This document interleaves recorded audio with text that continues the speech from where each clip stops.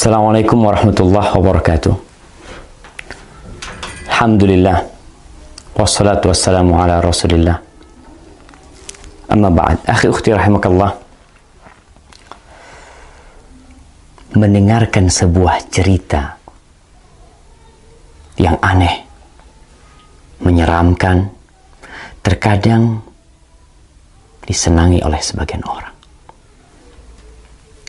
Tapi bagaimana kalau ternyata cerita yang disampaikan adalah bohong dan dusta?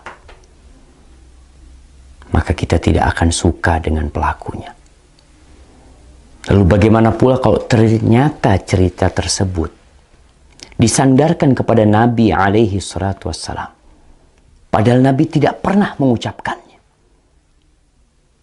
Kalau di negeri kita sekarang pemerintah sedang memerangi hoax, dusta, maka para ulama umat Islam sejak dahulu kala memerangi dusta atas nama Nabi alaihi salatu wassalam. Tadi pagi ana mendapatkan kiriman sebuah video pendek yang menceritakan tentang bakal terjadi sesuatu yang mengerikan apabila pertengahan Ramadan itu tepat pada hari Jumat. Dengan semangat dia membacakannya, membuat orang yang menontonnya akan tertarik dan mungkin percaya. Dan memang dusta apabila diulang-ulangi, disebarkan, terkadang bisa menjadi sesuatu yang diyakini oleh manusia kebenarannya, padahal itu hoax. Dan Rasul sallallahu alaihi wasallam mengatakan, "Man kadzaba alayya muta'ammidan falyatabawa maq'adahu minan nar." Barang siapa yang sengaja berdusta atas nama aku, hendaklah dia bawa kursinya, tempat duduknya ke neraka.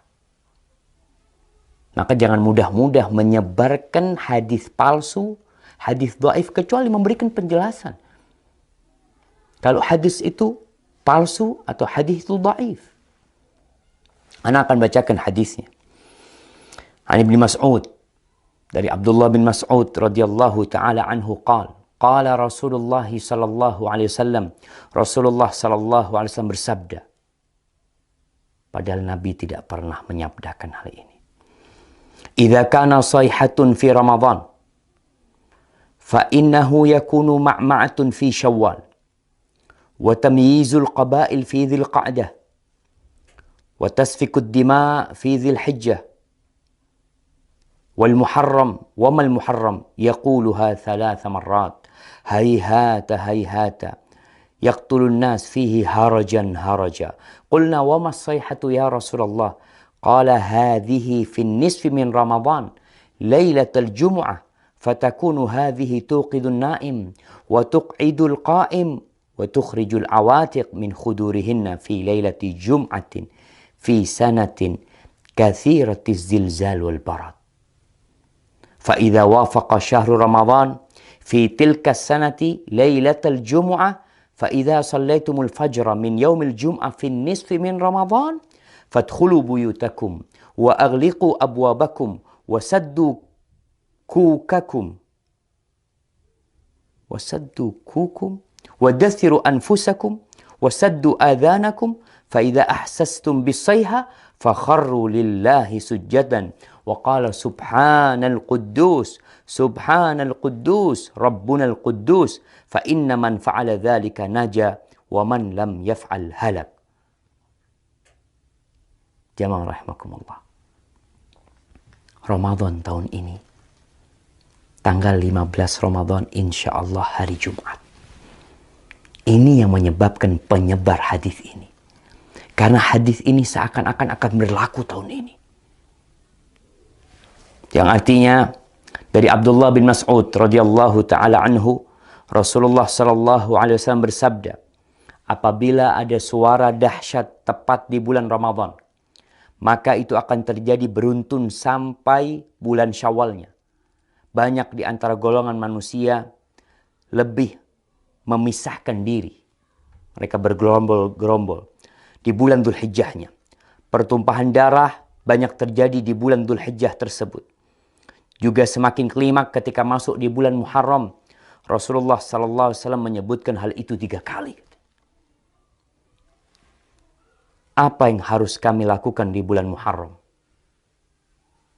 Para sahabat bertanya, sayang. Sungguh sayang, kata beliau. Mereka tidak mengetahui dan apa yang harus dilakukan di bulan Muharram. Saat itu di antara manusia banyak yang saling membunuh. Apa suara dahsyat itu ya Rasulullah?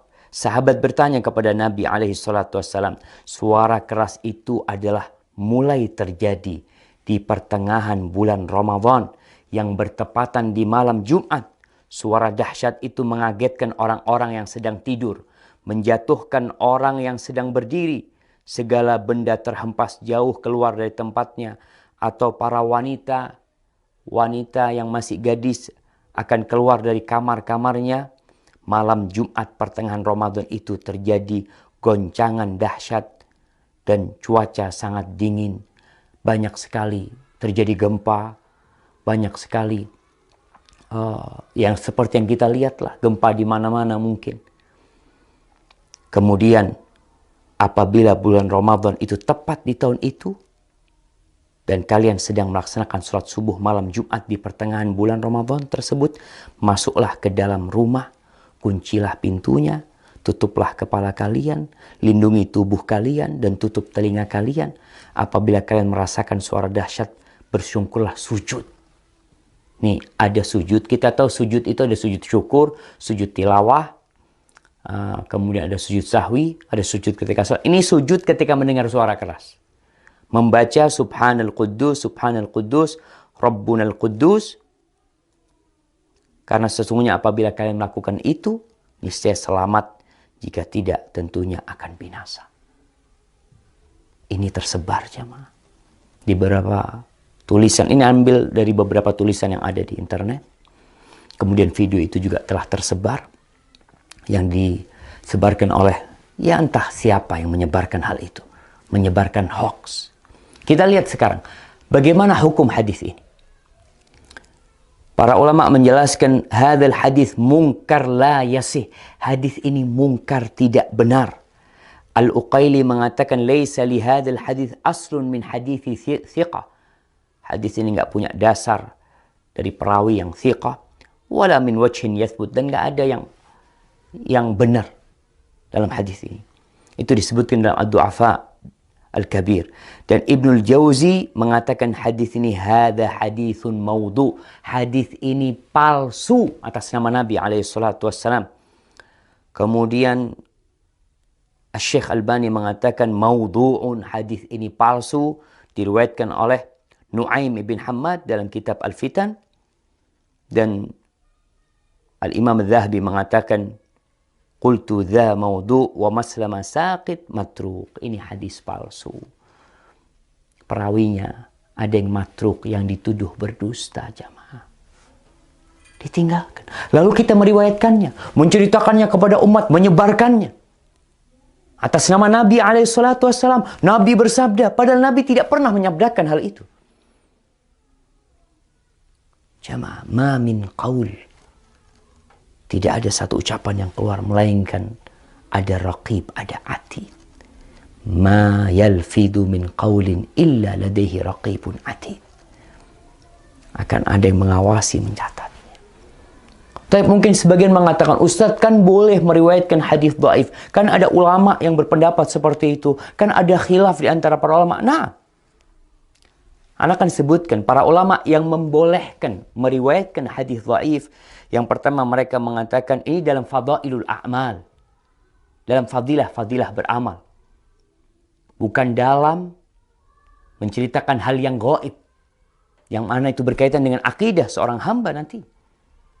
Boleh mengamalkan hadis-hadis dhaif dalam fadailul a'mal dengan catatan 3. Yang pertama, hadisnya tidak terlalu dhaif. Kalau yang tadi palsu. Yang kedua, hadis ini masuk dalam kaidah umum sebenarnya. Yang ketiga, tidak boleh meyakini ketika mengamalkan bahwa itu dari Nabi SAW. Hanya orang ini hati-hati mengamalkannya. Maka hadis palsu, hadis yang dhaif sekali tidak boleh.